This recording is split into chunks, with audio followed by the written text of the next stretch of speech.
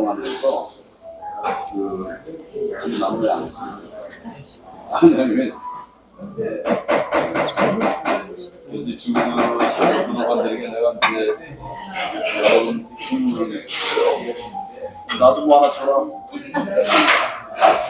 남의 것 뺏어 먹으면 안 돼.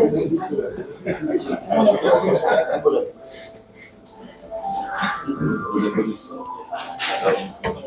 나중에 안 나. 이걸 먹고 싶은데 주인이 있기 때문에.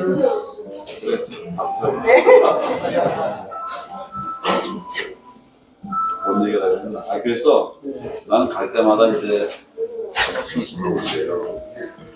지금 구치소 소장이 내가 옛날에 장관 때 교정 선진화 작업에서 교정을 가두는 구치소를 가두는 것이 목적이 아니라 보호해서 잘 바꾸는 게 목적이거든.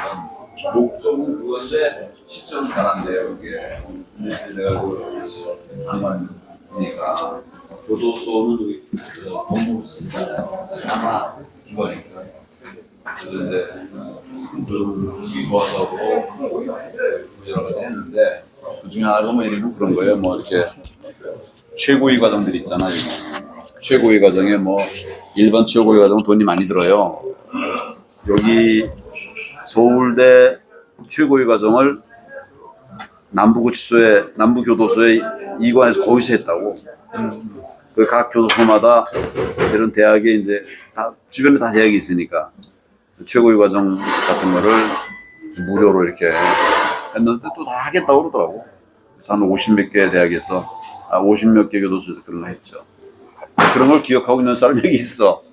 구치소장이 그렇잖아요. 여자인데 지금 저 남부구치소가 여자인데 지금 그 학생들이 다 그 남부구치소에 가 있나요? 학생들은 대부분 다 거기 있어요. 그래서 뭐 마침 또 그래서 좀 좀 챙겨봐 달라. 한번 내가 누구 얘기를 들어보니까 이 담요가 너무 얇은 거밖에 안 남았다는 거야. 그래서 좀 두꺼운 걸로 좀 구하려고 그랬는데 영치금 이런 거 갖고 이제 하려고 그랬는데 저 재고가 없다고 그런다는 거야. 그래서 내가 구치소장한테 웃으면서 그 재고가 없다고 그러다 바로 조치를 했다고 그러더라고. 그러니까 이제 우리가 국민들이 다 이렇게 챙기고 있는데 구속된 사람은 얼마나 힘들겠어요. 구속은 원래 형사사고 원칙이 하나가 불구속 수사의 원칙이에요. 불구속 수사. 이건 뭐 사실은 구속감이 안 된다고 봐. 기가 막히죠. 우리 서석구 변호사님께도 질문해 보시오. 대구에서 오셨어. 저는 이제 박근혜 대통령 탄핵사건 변호사를 변호사고, 그리고 이제 한교안 대표는 후반대 부정선거 부패 방지 그 조직을 끌어왔는데 우리 대표님하고 같이 후반대 열심히 부정선거 진행하는 아까 여기 네, 어서 오세요. 예. 연세 드신 청년들이 다 오셨네. 여기도 앉으셔도 되고. 장기원 같이 있으면 모두 다 청년인 거죠. 그래? 선생님도 청년이십니다. 또 민경호 이런 분들하고 부정선거 투쟁을 꾸준히 해요. 이 대표님은 이제 다른 분들하고 달리 그 한미 공조 트럼프 진영. 그래서 그 마이클 신 박사하고 인터뷰 하셨죠? 예, 그리고 맞습니다. 하고 골든창하고도 인터뷰 하셨고, 그래서 그 한미 공조로 이 부정선거 적결하는데 열심히. 저도 이제 트럼프 대통령이 이걸 널리 국민에 소개하고 홍보하고, 우리나라 좌파 주류 언론, 외가시 언론들이 트럼프를 마치 또라이 미치광이로 그냥 하고 있는데, 이걸 이제 제대로 그 하고 이걸 국민들이 많이 하고, 그래서 그 미국 내 보수 우파 언론들 이런 것을 제가 카톡에 모아가지고, 제가 우리 저 황교안 대표님하고 카톡 친구입니다. 그래서 이렇게 정보 교환도 하고 하는데, 어서 오세요. 대표님께서 이번에 나선 거는 지금 사실 부정선거에 대처하지 않으면 나라에 희망이 없습니다. 그래서 끝까지 가시겠다는 것은 부정선거를 실질적으로 참관인 교육을 가장 활발하게 하고 있는 데가 부방대입니다. 저도 대구의 부방대에서 얼마 전에 300명 교육하는 현장을 제가 지켜봤고, 이제 그 구미 부방대에서도 이제 하는데 저보고 또 교육을 시켜달라고 해가지고 가기로 했는데, 한기환 대표께서 있으시는 장재원 박사님 어디 갔다 오셨어요? 이 부방대가 이리 오세요. 이 부정선거 감시에 강력히 대처해야 하고 준비해요. 네. 여기 자리 비우면 뺏겨요. 그리고 부방대 국민대회 토론회 하면서 하셨나요?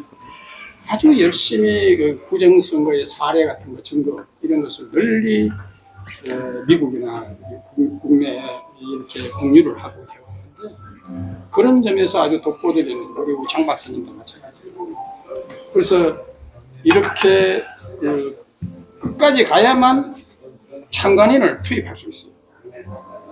그래서 앞으로 선거 무효 소송을 하려고 하면 후보가 돼야만 이게 가능하거든요. 당사자 적격으로 소송할 수 있죠. 이런 게 우리가 보수 분열을 시키려고 하는 것이 아니라, 이 사건이 어차피 부정선거로 갈 가능성이 굉장히 확률이 높아요. 그래서 이번에 뭐 권성동이나 권영세라든가 이런 것의 탄핵 반대 서명도 하지 않는 이런 세력들이 주도하고 있는 국민의힘, 이게 어떻게 부정선거를 지키겠어요? 지킬 수 없다고 보는 것이 우리 한기환 대표님과 제 생각이나 장 박사님 똑같은 생각이에요. 그래서 우리가 끝까지 잘 갈 거고, 그래서 여러분들이 함께 하시고 이렇게 열심히 하시니까 저희들도 끝까지 잘 하고, 또 김문수 후보에 대해서도 우리 한기환 대표님께서도 말씀하셨지만은 권성동, 권영세에 의해 가지고 이렇게 이미 당에서 결정된 후보를 내리치고 이런 것에 대해서 아주 심각하게 비판을 했습니다. 그래서 우리가 김문수 대표에 대해서 배타적인 것이 아니고 어떻게 보면 협력적인 관계를 볼 수 있습니다. 그래서 저희들이 열심히 하고, 또 그렇지 않으시니까 저도 그렇지 않고 열심히 기도해서 좋은 결실을 얻도록 하겠습니다.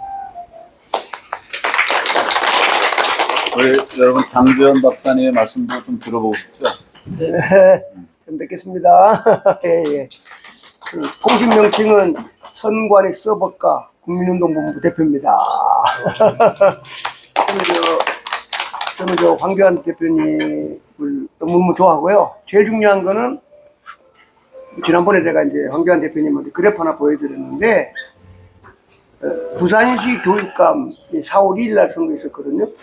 그 그래프를 보면 이번에 대통령 6월 3일은 부정선거를 한 400만 표 조작할 걸로 예상해요. 400만 표. 그러니까 윤석열 대통령 할 때는 한 250만 표 조작을 했는데, 이번에는 이제 이재명 있잖아요. 어차피 생명 거는 거 아니에요, 그죠? 네, 그래서 부산시 교육감에 적용을 딱 했는데, 컴퓨터로. 제일 많이 나중에 보여드릴 텐데, 그래프를 막 최저로 벌렸어요. 그걸 적용하면 딱 400만 표야. 그러니까 400만 표라는 거는 사전선거에서 400만 표 지잖아, 그죠? 그럼 본투표에서 410만 표를 이겨야 돼. 이거는 김문수 후보가 아니고 예수님이나 하나님이라도 안 되는 수치예요. 그러려 그러면 이제 불복을 하고 쉽게 무효소송을 해야 되는데, 최고 책임자가 우리 황교안 대표님이죠.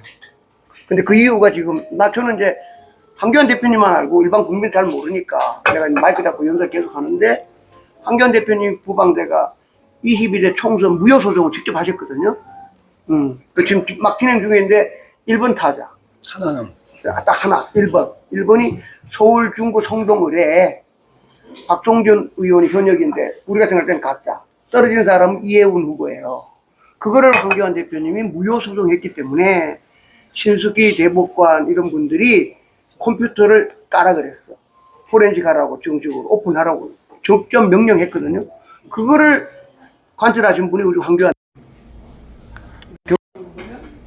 대통령 무효소송도 마찬가지 불복을 하게 되면 이게 또 다 열려요. 학생들 하나만 말씀드리겠습니다. 얘네들이 사기치는 거는 사전투표할 때 우리 주민등록증 내잖아, 그죠? 그러니까 주민등록증 낸 사람은 보다 지금 같은 경우는 실제 사전투표한테 주민등록증 낸 사람보다 사전투표에 400만 명이 없는 거야.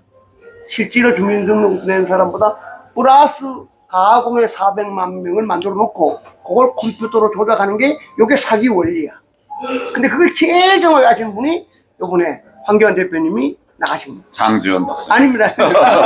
그래서 황교안 후보님이 이건 금방 되는데 가가지고 내 지역구에 사전투표 낸 사람 주민등록 좀 보자. 그럼 안 보여주지, 그죠? 보여주면 그냥 몇 시간 만에 탄로나는 거야. 이거 아무것도 필요 없어. 할머니, 할아버지를 가가지고. 왜냐면 그게 이제 스캔 파일로 들어가 있잖아, 그죠? 하나, 둘, 셋, 넷, 시알이면 돼. 근데 안 보여준다 이거죠. 안 보여주는데 그걸 이제 황교안 대표님이 이제 후보를 까니까 그렇죠. 여기까지 말씀드리고 황교안 대표님 많이 응원해 주세요. 감사합니다. 감사합니다. 우리 저 김진일 여기 저 우리 청년 뭐 대표라고 그럴까? 팀장이라 할까? 요새 수고 많이 하는데 한번 잠깐 인사를 좀 하세요.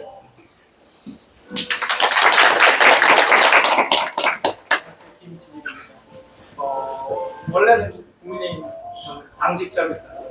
네, 서울 그 탄핵 이후에 청년들하고 같이 집회했고 그러면서 이제 청년들하고 서부지법의 피의자로 함께 그 친구들 9명을 활동을 하다 보니 여기에 계시는 분들의 얼굴을 제가 지금 보니까 다 그 뜻에 함께 해주시는 분들이신 것 같아요. 정말 우리가 박해도 많이 받았고 구매도 많이 받았고 지금 4개월 동안 하나의 목소리가 돼가지고 이렇게 집회나 이런 사회적 운동이 길게 갔던 적이 과거를 생각해봤을 때 이렇게 흔하게 있었는지 청년들 중심으로 그렇지 않거든요. 근데 여기 계신 청년분들이 얼굴을 숨기고 싶어 하시는 분들도 계시고 얼굴을 드러내는 용기를 보여주시는 분들도 계시고 하나하나의 힘이 모여가지고 지금의 아까 볼 때 다른 후보들은 다 욕하는데 황교안 후보는 다 서로 우선 씌워드리려고 하는데 제가 황교안 후보를 도와드려야겠다라고 생각해서 찾아왔었던 그 순간이 떠오르더라고요. 아마 여기 계신 청년 동지들도 같은 생각이 아닐까 싶습니다. 앞으로도 우리가 원하던 국가들 있잖아요. 우리는 법과 원칙 그리고 공정과 상식을 꿈꾸는 나라를 원했는데 그런 나라를 만들어줄 수 있는 사람이 국가의 지도자가 돼서 우리가 앞으로 나아가야 될 미래를 우리 스스로 만들어 볼 수 있는 그런 순간들의 역사적 한 페이지가 됐으면 좋겠습니다.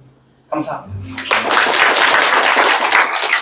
이렇게 하다 보니까 여기 젊은 분들이 여성분들이 여기 쭉 네 분 앉아 계시는데 누가 한 분이 좀 인사나 뭐 또 생각을 한번 말씀해 주시면 좋겠네. 5분이네.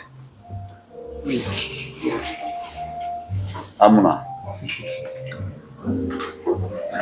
근데 제가 예. 뭐라고 말씀을 드려야 될지 모르겠는데 저는 김송이라고 하고 이렇게 지금 사태에 대해서 심각성을 청년들에게 알려야되겠다라는 생각을 많이 갖게 되었고요. 무엇보다 나라를 사랑하는 마음이 있어야지만 좀 정치인분들도 그렇고 가정도 그렇고 교회도 그렇고 사회도 그렇고 다 세워서 나가지 않나 그런 것들이 좀 많이 부족해서 안타까운 것 같아요.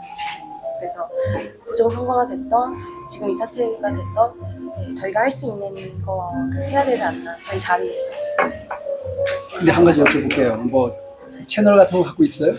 아니요, 그렇진 않아요. 아 근데 내가 느낀 게 있잖아요. 저처럼 진짜 여기 뭐 장군님도 계시지만 저는 사실 뭐 굉장히 계급이 낮은 초급 장교 출신인데도 유튜브를 하니까 30만 구독자가 생겨요. 그래서 우리가 여기서 이렇게 오프라인으로 만나는 것도 중요하지만 제가 아무리 떠들어도요 20대 30대 제 채널에 절대 안 들어옵니다. 근데 이런 분들이 하면 20대 30대 확 들어와요. 그래서 그런 여러분들이 지금은 아무것도 아니지만요 채널이 조금씩 늘어나면 눈덩이처럼 불어나요. 여러분들의 영향력이 그게 엄청 큰 게 되고 있기 때문에 지금 어렵다고 생각하지 말고 하세요. 내가 교회에서 트럼펫을 3년 동안 열심히 불어서 올렸어요. 그랬더니 200명 구독자가 생기더라고요.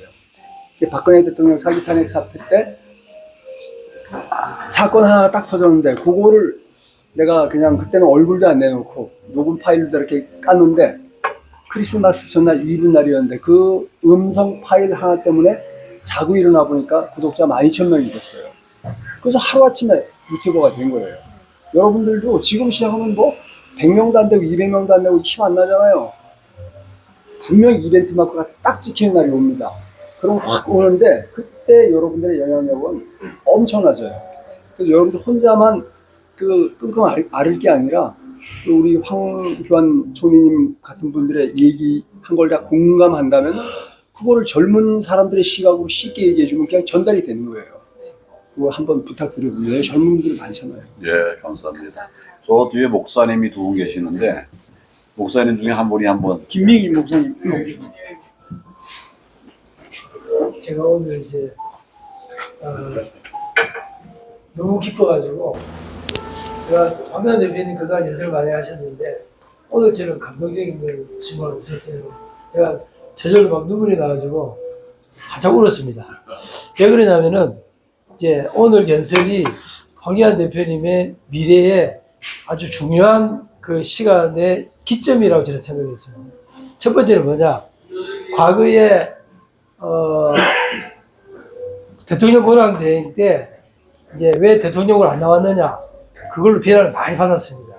그 비난이 이번 연설로 저는 사라졌다고 봅니다.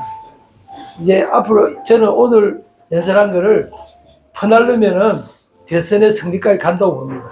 오늘 연설이 너무 중요한 연설이 하셨고 하나는 과거에 대통령 권한대행 때 주변에서 대통령 나오라고 한 거 거절한 거기에 대해서 오늘 충분하게 이유가 밝혀졌고 그다음에 두 번째는 뭐냐면은 중국에 대해서 선을 그었습니다. 중국 공산당에 대해서 선을 그었기 때문에 그렇게 강력하게 말할 후보가 아무도 없습니다. 그러니까 중국의 공산당과 싸움을 해서 대한민국을 중국 공산당과 지키겠다고 의지를 밝힌 유일한 후보입니다. 그렇기 때문에 오늘의 연설은 역사적인 사건입니다. 그래서 저는 어떻게 생각하느냐, 오늘 연설하신 거를 밑에다가 영어 자막을 달아가지고 한글로 하고 밑에 영어 자막을 달아서 계속 퍼나르면은 트럼프 쪽에서 볼 겁니다. 그러면 트럼프 쪽에서 황 대표님을 밀 수밖에 없습니다. 왜냐? 대한민국의 대통령 후보 중에 중국 공산당과 싸우겠다 하는 유일한 후보가 황교안 대표라는 것이 이제 전 세계에 알려집니다. 그래서 저는 이제 이번에 한 연설을 영어 자막을 밑에 넣어가지고 계속 퍼나르면은 저는 김문수도 황 대표 쪽으로 올 수밖에 없고 그 다음에 한덕수도 황 대표 쪽으로 올 수밖에 없습니다. 왜냐? 전 세계 흐름이 중국으로부터 이제는 떨어져 나가는 거기 때문에.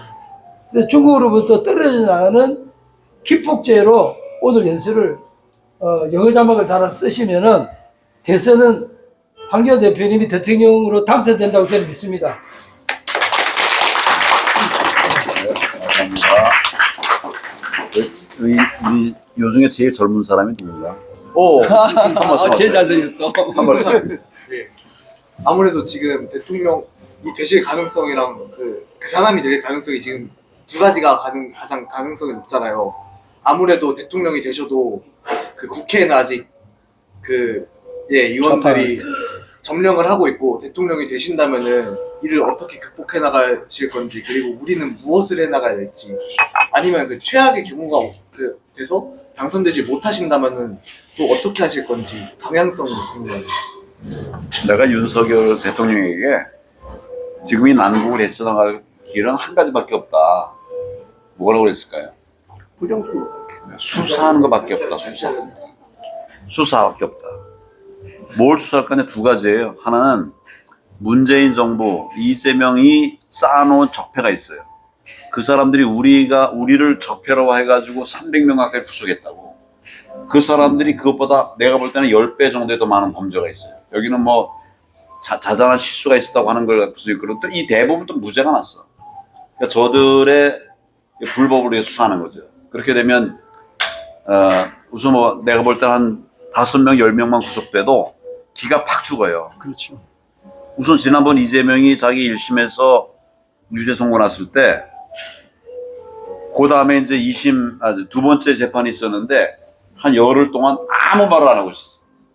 처음 유죄가 되고 나서 한 열흘 동안 아무 말 안 하고 있어. 그러다가 이제 또 다른 재판에서 무죄가 나니까 거기서 그냥 펄펄 뛰고 막 난리야. 그래서 저는 그때 참 웃기는 놈이네. 아니 다 무죄라도 뛰지를 못할 텐데 유죄가 딱 난 곳이 하나 있는데 여기에 무죄가 났다고 해갖고 펄펄 뛴다는 게 이게 말도 안 되는. 하여튼 그래서 수사를 하면 이제 이 소위 적폐 세력들을 칠 수가 있어요. 또 하나는 부정선거 수사예요. 지금 국회 판이 지금 이제 뭐 너무 차이가 많이 나가지고 힘을 못 쓴다고 하고 있는데 그 딱 아까도 내가 얘기했지만 가짜 국회의원들이 많거든. 아까 누가 가짜 국회의원들을 조금 해보니까 몇 명이라고 그랬습니까? 비례대표 포함 70명. 70명. 그 이거를 다 쳐버리면은 이게 아무리 지금 이제 192대 뭐 얼마라도 확 바뀌잖아요. 그리고 나머지들 더 나오는 거예요. 그러니까 그러면 이제 국회도 장악할 수 있고 그래서 나는 대통령에게 계속 수사하라고 두 가지 수사하라고 이렇게 이제 또 대통령이 잘하는 게 수사를 잘하던 사람이거든. 자기가 잘하는 걸 해야지 못하는 걸 갖고서 승부를 보려고 그러면 안 된다고 내가 얘기했는데 나중에 깨달았는데 그래서 이제 부정선거 얘기도 했잖아요. 그리고 반국가 세력 척결 얘기도 했고 그게 너무 늦었어. 때를 놓치면 이제 이렇게 되는 거죠. 그래서 해결 방법은 이제 결국 지금도 저 친구들 수사를 해야 됩니다. 여러분 이제 기억을 다 잊어버렸지만 1987년 87 뭐 체제라고 하는 얘기가 나오잖아요. 그때 뭐 사실 다 풀어줬거든 좌파들을. 근데 이제 그러고 나서 풀어주니까 그럼 지들이 반성하고 뭐 했냐? 그게 아니야. 그대로 옛날에 구속된 보일대로 그대로 했어요. 그래서 요새 말하는 전자들, 전대협, 또 전교조, 전농, 무슨 이런 것들이 다 다시 살아났어요. 그래가지고 그때 이제 공안정국이라는 말이 나올 정도로 큰 전쟁을 했었거든. 그래가지고 이제 잡은 거예요. 만약 그냥 놔뒀었으면 아마 지금 이미 우리나라는 빨갱이 공산국가 됐을 거예요. 결국 싸움이라고. 근데 이제 우리가 총칼 들고 하는 전쟁이 아니니까 힘들지만 이제 하면 할 수 있는 거죠. 그리고 그렇게 해서 제압해 놓고 나면 나라 살릴 힘은 사실은 우리 우파에게 있어요. 좌파는 나라 살리는 게 아니라 나라를 죽이고 있잖아요, 계속. 그러니까 나는 뭐 날더러 당장 뭘 하라 그러면 좀 나라 살릴. 내가 그 탄핵 정국에서 박근혜 대통령 탄핵 때 내가 5개월 동안 권한대행을 했어요. 그 나중에 이제 어느 신문에서 이걸 집중 취재를 해가지고 보도를 했는데 그 5개월 동안 우리나라 경제가 살고 일자리가 늘어나고 뭐 막 이랬다는 얘기가 그렇게 평가를 굉장히 좋게 이렇게 나오더라고. 우리는 살릴 길이 있어. 저 친구들이 좀 무너뜨리는 것만 막으면 되는 거거든요. 너무 좋은 질문을 해가지고 내가 말이 너무 많아.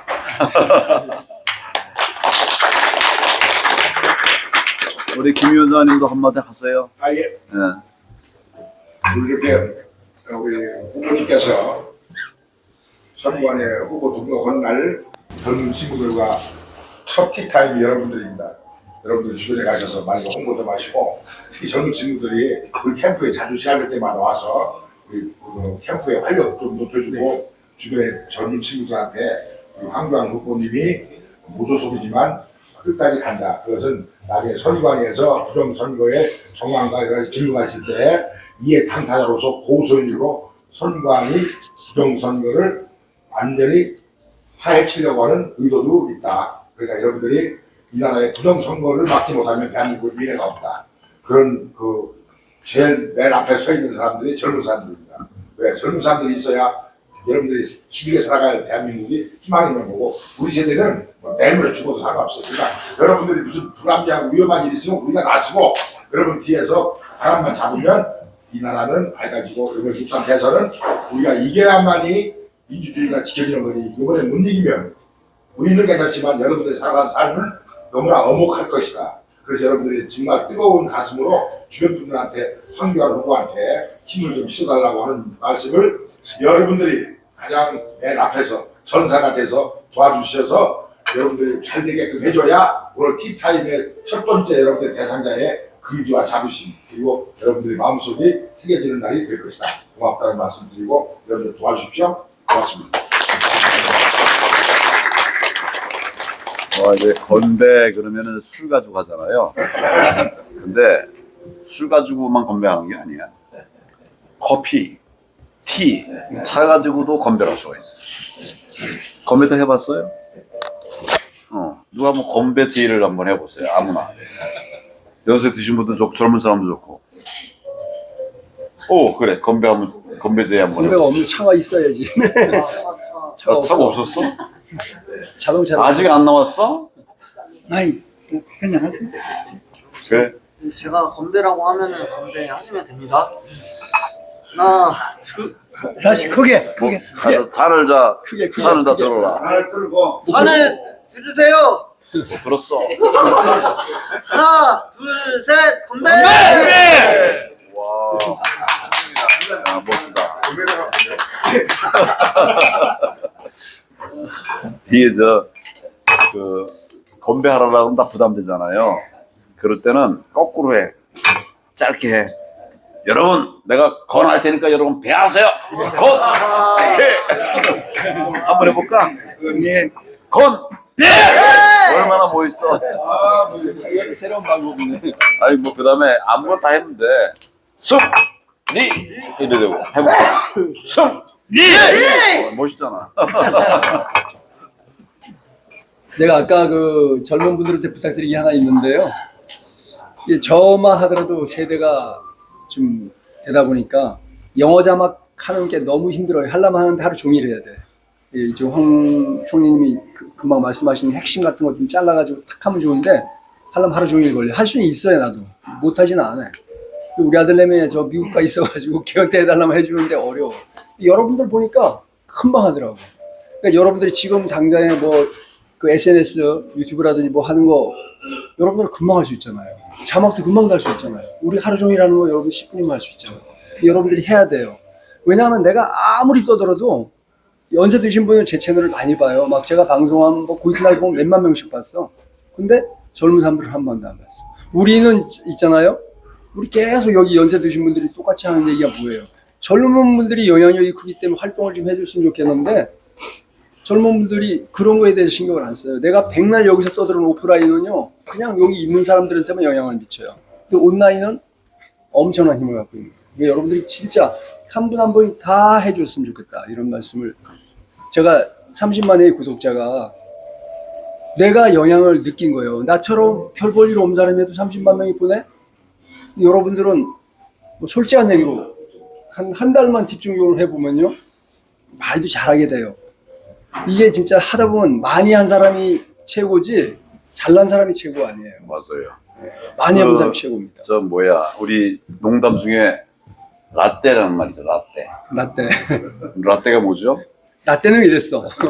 그러니까 나 때는 말이야 이건데 나는 우리 어른들에게 젊은 사람 만나면 말하지 마라. 자꾸 나 때는 말이 내 얘기를 자꾸 하고 그러거든. 연세 드신 분들은 젊은 사람들에게 말하지 마라. 우리끼리만 얘기하세요. 우리끼리. 오늘도 말씀 많이 하셨는데 그냥 나 때는 말이 그 말씀 많이 하셨어. 근데 내가 그냥 말씀하시겠어요. 근데 우리 젊은 사람들은 이렇게 하라고 하면 절대 안 따라해요. 그러지? 그럴 수 있죠. 잘 안 따라해. 어떻게 해야 됩니까? 가만 놔둬요. 놔둬요? 놔두면 알아서 잘. 지금 이건 내가 오라고 그런 거 아니거든. 다 지들이 온 거예요. 그럼 지들이 온 거요? 아시겠죠? 네. 라떼는 말이야. 내가 이제 저 총리 때 청년들하고 모임을 많이 했어요. 대부분 실패했어. 내 생각하고 달리 이상하게 만들어서 와. 어느 날 이제 첫 행사를 했는데 끝나고 나서 뭐 궁시렁 여러 가지 말들이 많이 나왔어. 뭐가 이유가 돼서 나왔냐면 오후 2시에 했거든 행사를. 그러니까 뭐 위원장들이 오라고 막 하니까 다 왔는데 그 2시는 애들은 일할 때야. 학생들 공부할 때. 학교 휴학하고 이거 내고서 오고 막 그랬대요. 그래가지고 뭐 뒤에서는 난리가 많이 난 거야. 내 겉으로는 애들이 다 좋아하더라 이랬는데 나중에 보니 그게 아니더라고. 우리 생각으로 한 거예요. 내가 무슨 집회나 행사를 할 때 보면 집회 많이 있었거든. 뭐 창업, 뭐 경진대회, 응원 뭐 이런 거. 그 가면은 우선 이제 날더러 말을 하래요. 그럼 내가 한마디 하지. 그 다음에 그 지역에 위원장이 있어요. 경기도위원장이 또 한마디 해. 그 다음에 우리 가는 요 센터에 위원장이 있어요. 국회의원도 있고. 요 사람 또 한마디 하고 센터장이 한마디 해. 각각 한 5분, 10분씩 하면은 그거 하느라고 40분, 50분 지나고. 청년들 얘기하라고 그러니까 진단 빠져갖고 뭐 잘 안 해. 내가 그 얘기 하지 말라 그랬거든. 그래서 그 다음에는 나도 안 한다. 나도 안 할 테니까 저 애들에게 바로 청년들 얘기를 하게 하자. 내가 그렇게 했었어요. 그래도 우리 저 국회의원들이 아이 그래도 대표님 한 말씀 하라고. 그래서 내가 이제 하고 나머지는 다 얘기를 안 하고 그게 넘어갔거든. 그런 이제 그렇게 해야 이 청년들이 오는 거예요. 내가 저 성균관대가 나왔어요. 서울대 나온 줄 알았지? 어? 성균관대가 나왔어. 다 S대학이니. 근데 거기 이제 날더러 동창회장을 하라고 그러더라고. 그래서 이제 내 앞에 동창회장이 그 국회의원이었어. 총리였어요. 내 앞에. 그분이 이제 날더러 이어서 하라고 그래서 내가 이제 했는데 이게 졸업한 사람은 한 3,000명 넘게 되는데 모임을 하면 한 30명 와요. 왜 그랬을까? 3,000명이 졸업했는데 동창회 뭐 하면 30명 와. 그래서 이걸 내가 원인 분석을 좀 해봤어요. 해봤더니 동창회는 선배들 중심이잖아. 가면 선배들이 다 얘기를 해요. 50학번 얘기부터 해서 57학번, 58학번, 59학번 쭉 하고 그 다 이구동성 뭐냐면 왜 젊은 놈들이 안 와? 후배들이 왜 안 와? 좀 와, 데려와. 다 이렇게. 왔던 사람도 그 다음에 안 와. 왔던 사람도 그 다음에 안 와. 계속 그렇게 되거든. 그래서 내가 어떻게 돌파를 했냐면 우리 선배님들에게 이제 내가 부탁을 했어요. 선배님들 우리 젊은 후배들 얘기 좀 듣고 싶지 않습니까? 그러니까 아유 좋다고. 그래서 젊은 사람들 얘기를 해요. 맨 처음에 선배하고 50학번이 하고 그 다음에 뭐 2000몇 학번이 하고 근데 중간하고 다 선배하고 막내하고 중간하고 이렇게 이제 돌렸거든. 그러니까 젊은 사람들이 얘기가 훨씬 더 많아진 거예요. 그리고 또 하나는 이제 좌석도 동문회 다 가보면 동문 선배들이 앞자리에 다 앉죠. 쭉 차례도 앉잖아. 그러니까 저 뒤에 있던 막내는 그 뒤에서 얼쩡얼쩡 하다가 그냥 가버려 안 와. 그 다음에 그래서 이제 선배님한테 또 선배는 못 이겼어. 선배님들 후배들이 중앙으로 오는 걸 원한다고 합니다. 그래? 중앙이 어디야? 저 가운데고. 그래서 그리 옮겼어요. 선배들이 중앙으로 가니까 이게 막 뒤섞인 거지. 선배 바로 옆에 후배들이 막 섞여 앉은 거예요. 요런 몇 가지만 해도 이게 바뀐 거야. 그래서 1년 만에 이게 30명 모이더니 300명 모였어. 성대는 동문대 안 모이는 대학입니다. 왜냐면 앞에 떨어진 아픈 경험들이 다 있거든. 안 모이는 곳이야. 요즘 좀 달라졌지만. 그런데 그냥 10배가 늘어났어. 성대 동문회 대부분이 많이 늘어났어요. 법대가 바뀌었다. 총장이고 그때 뭐 이사장이고 다 왔었거든. 와가지고 이게 어떻게 된 거냐고 30명을 얘기하고 왔는데 300명 왔으니까 이거 어떻게. 그러니까 이 젊은 사람들하고는 변화를 같이 추구를 해야 될 것 같아. 근데 그 중심은 이제 청년들 되게 하고. 대단하십니다. 10배나 되는 사람들만. 그래. 제가 촬영하러 많이 다녔잖아. 한 5년 정도 정도 촬영을 했는데 우리 50대라든가 저는 이제 60이 넘었어요 막. 근데 50대라든가 49세 뭐 이 정도 되시는 분들이 촬영하면은 사람들이 보는 사람이 한 300명, 400명 많이 보는 채널이 그렇거든요. 저 같은 경우는 많이 볼 때가 한 20명, 30명 그랬어요. 그랬는데 최근에 청년들이 그 정치에 대해서 지금 촬영을 많이 하고 나오는데 이 청년들한테 보는 사람들은 4,000명, 5,000명, 10,000명 실시간으로 그렇게 보고 있더라고요. 그래서 나는 이제 안 나와도 되는구나 이런 생각을 가지고 있어요. 근데 이제 이번에 대통령 선거 끝날 때까지만이라도 한별 대표님이 너무 노력을 많이 하시기 때문에 그때까지만 저는 나오려고 하는데 청년들이 촬영하는 거에서 3,000명, 4,000명, 10,000명을 보는 촬영하는 거 보면서 제가 너무 감동을 많이 했거든요. 그래서 여기 계신 분들도 하실 수만 있고 시간이 있고 공부해야 될 사람은 공부해야 되고 직장 있는 사람은 또 직장에 충실해야 되지만 혹시 시간 있으신 분들은 할 수 있으면 하셔서 대한민국이 지금 이렇게 중국으로 그렇게 공산화 됐다라는 거를 청년들이 많이 알려주시길 바랍니다. 왜냐하면 청년들 다 내 자식들하고 나이가 비슷하거든요. 그러니까 이 나라를 지켜주시기 바랍니다. 그라운드 C라고 있잖아요. 그라운드 C. 그라운드 C는 구독자 굉장히 많죠. 얼마나 되나요? 60만. 60만? 80만. 이것밖에 매일매일 바뀌어요. 그라운드 C가 나이가 몇이나 됐어요? 40. 아니요. 9년생. 네?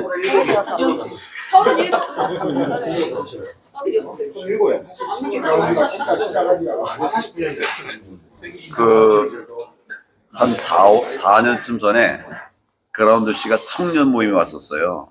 내가 캠프에 주최한 거기에 이제 했었다고. 그때는 이제 30대 초반인가 뭐 그랬어요. 30, 한 두세? 나중에 보니까 이게 그냥 뭐 우리나라에서 최고의 유튜버가 된 거야. 최고의 연사가 됐어요. 뭐 원고도 안 보고 막 쫙 해. 30 몇? 7. 그러니까, 그러니까 이게 우리가 옛날 생각하던 20대, 30대가 아니에요. 그래서 내가 이렇게 좀 봤더니, 마크롱이 프랑스 대통령이죠. 네. 몇 살 때 대통령이 됐어요? 39. 39이 됐어. 36세 기획재정부 장관을 했고. 여러분, 30 넘은 사람 많잖아요. 그 세계가 다 그래요, 지금. 그러니까, 나는 요새 가까이 있는 젊은이들에게 여기도, 김진일도 있지만, 뭐 정책 같은 거 청년 정책 내지 마라. 대한민국 살릴 정책을 해라. 너희들이 다 대한민국 살릴 주역들이야. 그렇다고 니들만 하지 말고 연세 드신 분들하고 같이 해라. 난 그걸 상생공화국을 만들자 그러고 있죠. 그래, 뭐 하여튼 수고들 많이 하시고 감사합니다. 혹시 뭐 꼭 얘기하고 싶은 거 있는 분 있으면 말씀하시고. 얘기 한번 해봐요. 부정선거에 대해서 이제 개혁 이후에 알게 됐는데 정말 이게 진짜 심각하구나라는 느꼈고 가짜 국회가 지금 대한민국 전면에서 사법부, 입법부 모든 걸 다 탄핵을 지금 31번 하면서 대한민국을 썩게 만들고 있구나. 입법 쿠데타로 우리나라는 망해가고 있구나라는 그 답답함과 그 서러움으로 지금 계속해서 활동을 하고 있습니다. 그래서 계속해서 부정선거를 알리고 저는 이제 스레드나 이런 걸 통해서 계속해서 알리고 있고요. 그래서 지금 황교안 대표님께서 이렇게 스탑 스틸 부정선거를 계속 알리고 이렇게 나서서 해줘서 너무 감사합니다. 그래서 공산화가 되는 걸 꼭 막기 위해서 청년들이 힘을 합해서 대한민국을 이렇게 공산화되는 거 이렇게 중국화되는 거 이렇게 막고 열심히 노력할 수 있도록 하겠습니다. 감사합니다. 말도 잘해. 그러니까 안 시켜줘도 그렇지 시켜주면 가잖아요. 그러니까 내가 이제 또 이래요. 청년들하고 모임할 때, 좀 자유롭게 얘기해라. 되게 자유롭게 얘기하라고 그러지. 자유롭게 얘기하라고 그러는데, 자유롭게 얘기 안 하잖아. 그럼 또 총무가, 예를 들면 무슨, 차관이나 이런 사람들이, 얘기해. 자유롭게 얘기해. 얘기해봐. 자유롭게 얘기해. 자유롭게. 그러면 아무 할 수 없이 얘기를 해요. 끝나고 나면 또 가만히 있으니까, 자유롭게 얘기해. 마음 편안하게. 자유롭게 말할 분위기를 안 만들어 놓고, 자유롭게 하래. 나는 어떻게 하냐면, 자유롭게 말합시다. 오늘, 여기서 뭘 좀 얻고 싶은지 한번 자유롭게 얘기해 봅시다. 뭐 예를 들면, 그러고 다 쳐다보고 있어, 그냥. 5분이라도 좋아. 그냥 계속 쳐다보고 있어. 누구 하나가 스물스물 나와가지고, 저는 뭐 이런 생각이 든다고. 그럼 그다음부터는 쫙 다 얘기해요. 근데 우리가 못 참고, 이게 답답하거든. 3분이 지났는데 아직도 말이 없어. 그럼 대개는 뭐 1, 2분 지나고 나면 답이 나와요. 네. 우리가 이제, 그게 뭐 일종의 젊은이들과의 대화의 기술이야. 좀 이것저것 젊은 사람은 좀 조심스럽거든 아무래도. 한번 해볼까 연습을? 우리 지금 그렇게 했죠. 네, 우리 군대 있을 때 제가 중대장 할 때도 그랬는데 그 돌아가면서 무조건 5분씩 하는 거예요. 5분 스피치죠. 안 하면 이제 벌점 해갖고 이제 휴가나 서열이 뒤로 밀리잖아요. 그럼 강제로 하니까 애들이 다 처음에는 잘 못하는데 잘하게 되더라고요. 맞아요. 뭐지? 카네기 프로그램이 있어요. 카네기. 저 최고위 과정이 있거든. 나도 그 카네기 최고위정을 나왔는데, 여기서 주로 뭐 하느냐, 말하는 기술을 가르쳐요. 스킬. 그러니까 첫 번째 스킬이 이제 자기를 소개하는 거예요. 이거 되게 뭐 나는 황교안입니다. 그럼 한 30명 쭉 다 얘기하고 나면 내가 누군지 아는 사람이 어디 있어요? 다 잊어버려. 모르지. 그러니까 내가 기억나게 내 이름을 개발해가지고 그렇게 하라게 하는 거예요. 요게 거기서 이제 훈련하는 거거든. 이제 뭐 그런 식으로 이렇게 말하는 훈련도 필요하고. 자, 그러면 네, 죽어도 난 꼭 얘기하고 가겠다 하셨습니까? 또 아까 건배했지. 아까 그 서부지법 얘기를 하셨는데 저도 좀 얘기를 드리고 싶은 게 제가 그 당시 서부지법 그 시위 때 저도 거기에 있었었거든요. 물론 이제 그 사건 당시에는 없었지만 그 당시에 있었던 사람으로서 지금 서부지법에서 억울하게 이제 갇힌 청년들을 생각하면은 지금도 좀 근데 마음이 좀 미어지고 그렇고 또 거기에서 교도관들이라도 그런 사람들이 서부지법 청년들의 인권을 일부 탄압하고 그런다는 기사를 제가 좀 많이 봤었거든요. 그거를 보면서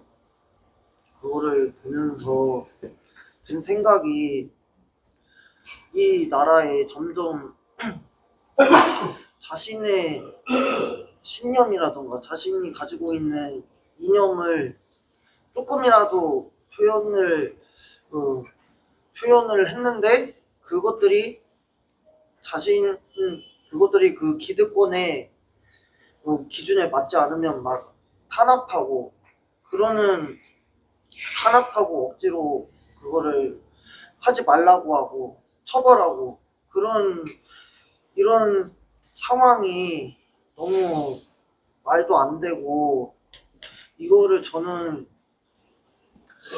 어떻게 해야 고쳐나갈 수 있는지 좀 여쭤보고 싶어요. 그래, 뭐 결국은 이제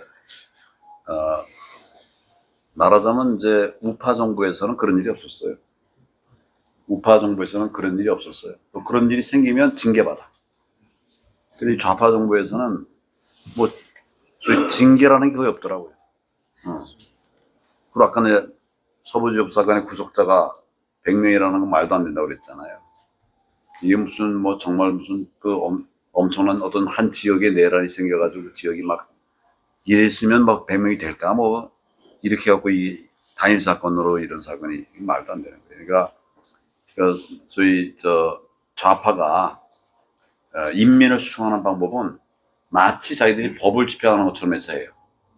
그냥 불법을 하는 것처럼 하지 않고 필요한 법 개정하고 이래가지고 우리가 지금 그런 상황에 지금 가고 있어요. 그러니까 이거는 우리 반드시 이제 막아내야 되는데 그러려면 이제 우리 선거에 이겨야 되죠. 선거에 이겨야 되는데 저놈들이 선거를 장악하고 있잖아요. 부정선거로. 다행히 우리 대통령 우리가 막아내고 이렇게 됐지만 이건 위험이 계속 돼. 그런데 어떤 사람도 자꾸 지금 21세기에 무슨 부정선거냐고.